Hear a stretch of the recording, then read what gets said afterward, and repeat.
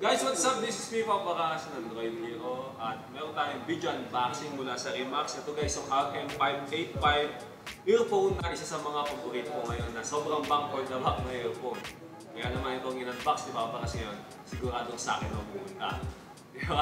So guys, simulan natin yung unbox, diba? Sa box pa lang, ulam na. Diba? Yung mga mahilig mag-ulam ng box dyan. Ito na dapat kasi.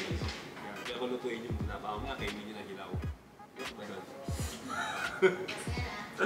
So syempre i-unbox na natin, di ba? Isang quick video unboxing mula sa Android Hero Remax RM585 na napakamura lang pero ang lupit ng quality nito guys.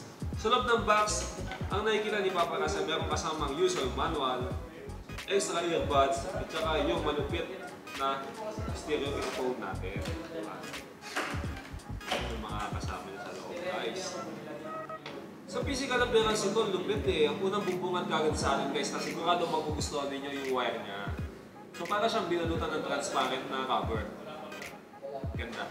Ganda nito. Hindi siya L-type guys, kaya kung ang mga 3.5mm jack natin ay nasa ibabaw ng cellphone natin o nasa ilalim, ito guys ang nababagay sa atin. Diba? Kasi hindi siya L-type. Tapos nun, meron Remax na tag. Na nakikita si Papakas dito. Tsaka yung mismong port niya guys, may nakatatak na Remax. Doon, ang ganda ng itsura ng mic nito. Wala siyang volume control guys, no? Kaya isang button lang yung nakikita ni Papakas dito sa remote control niya. Isang pinutan lang dyan. Tapos nandito rin yung pinakabutas niya. Ito yung mic niya kasi. And then yung magkabilang earphone natin, meron din naman indicator, merong LNR dito. Kaya alam mo kung saan nilalagay, kung sa left o sa right siya, hindi ka manilito sa kanya. Tapos metal ang material sa ginamit sa kanya dahil malamig-lamig pa siya. So ayun guys, bukod sa mga kasamang extra earbuds, meron din kasama nakalagay dito. Diba? Sa itsura pa lang, ganda na. Sa tunog guys, na-testing ko na to kaya nagustuhan ko yung mga mahilig sa bass dyan. Yan, ito nakakapan sa atin. Diba? Ang ganda na itsura niya.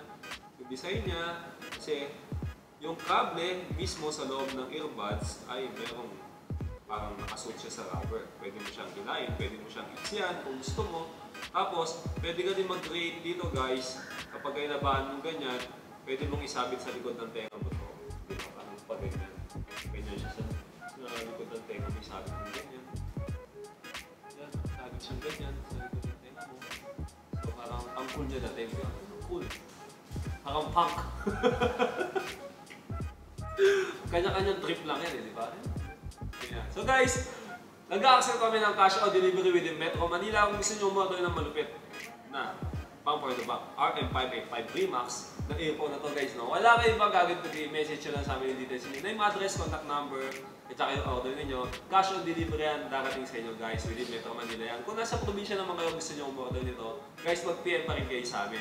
Iniimbitahan ko na rin kayo na i-like yung Facebook page namin, www.fb.com/DroidHero.